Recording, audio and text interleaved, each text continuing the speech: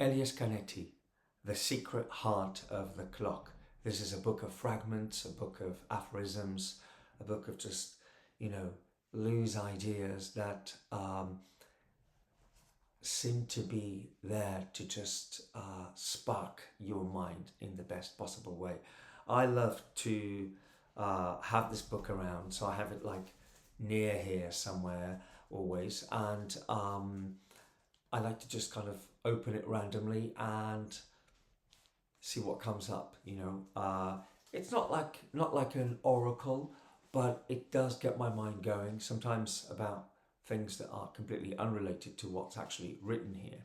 But this time, I want to share just a few passages that I've just come across that I'm like, wow. And some of them I had underlined, like ages ago.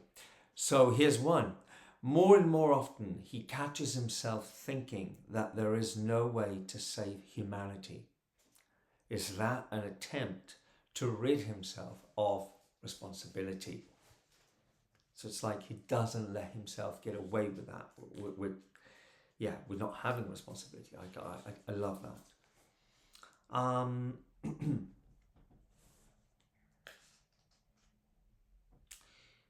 Okay, so this one. Everyone has to confront death completely anew. There is no set of rules here that one could adopt.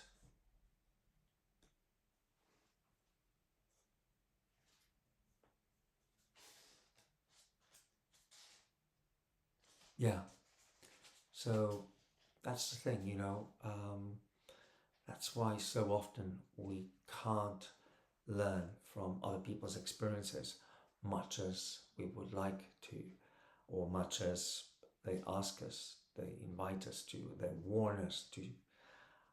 Sometimes it's just not possible. And precisely with death, it's a very tricky one because we all have, very different ways to die.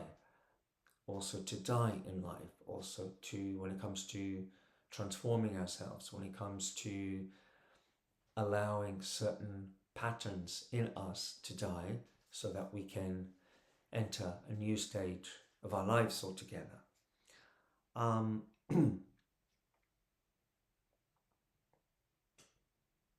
This is a curious one. Only in fear am I completely myself. Why is that? Have I been raised to be fearful? I recognize myself only in fear. Once it has been overcome, it turns into hope. But it is fear for others. The people I have loved were those for whose life I feared. I mean, just a paragraph like that, if I had like a group of people here, we could all just share, what this would have sparked for each of us. But I think it's just, worthy of sharing. So make of it what you will. Now this one.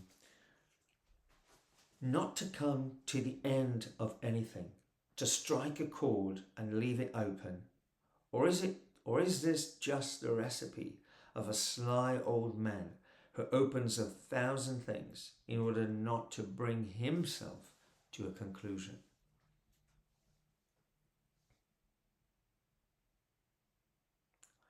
And then another one. If God were the uncertain, would you cling to him? I love this one. That is just so simple and so effective. One part of him is old and another is still unborn. Yeah. Everything he has not seen and knows about keeps him alive. Wow, very much so. The certainty of first encounters, enthusiasm or condemnation. I cannot feel lukewarm or cold toward any new person. The encounter is my volcano. Love that. The encounter is my volcano. I mean, one of the ideas that I always loved, I think I might have got it first from Susan Sontag, but from others as well, is about how the encounter produces intelligence. So we don't, sometimes we talk about a certain person being so intelligent or stuff like that, and I was never interested in that. It's the encounter that produces a new intelligence altogether, or what I consider like intelligence. I love this anyway.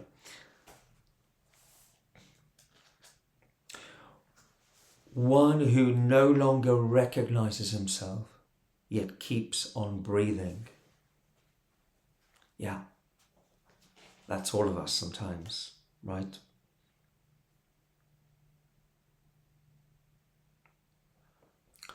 More and more frequently, I am drawn to examine the words that I carry within myself. They occur to me singly, coming from different languages, and then I wish for nothing more than to reflect on a single such word for a long time. I hold it before me, turn it around. I handle it like a stone, but a marvelous stone, and the earth in which it has embedded is myself. And the earth in which it was embedded is myself.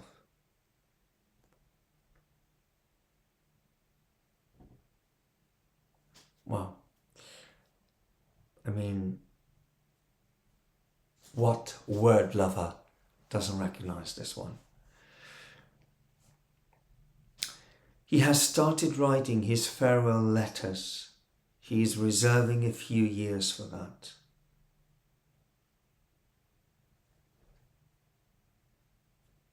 It's a little sad, but it does resonate.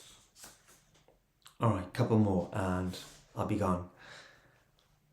The changes due to the closeness of death, even if it's just imagined, the intensity, the seriousness, the feeling that only what is most important in you really matters, and that it must be accurate, that nothing you say should be off the mark, for there will be no opportunity to correct it.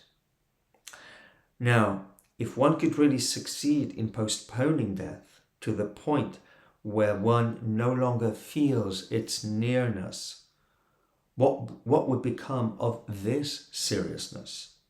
What would still be the most important thing? And could there be anything that would approximate this most important thing, that will be equal to it? And then I love this one. What if all that counts is the tenderness that one evokes in those who come later?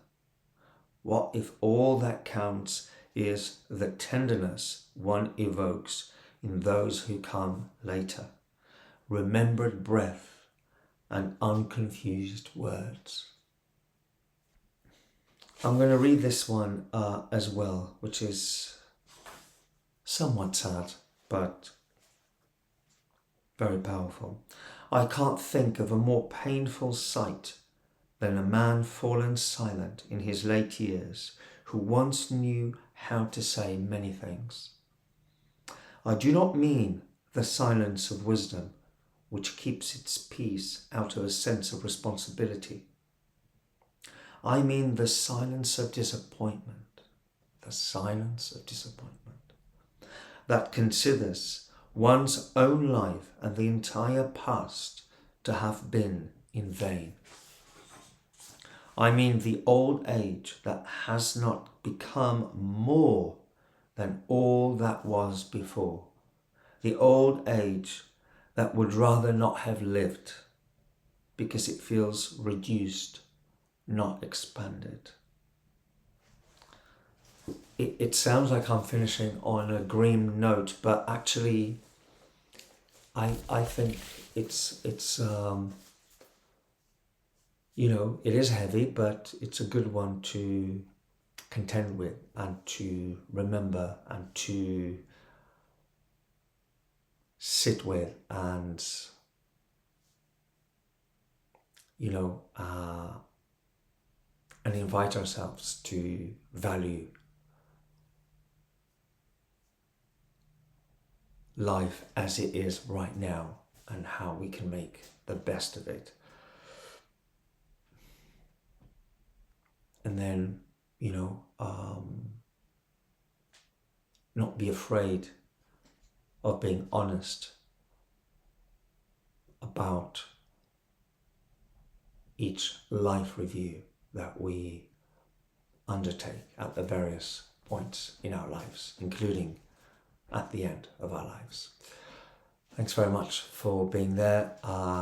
This was a slightly weird one, but I just wanted to, kind of share these fragments with you, and I hope it was some enjoyment for you as it was for me. All the very best for now. Take care. I'll talk to you soon.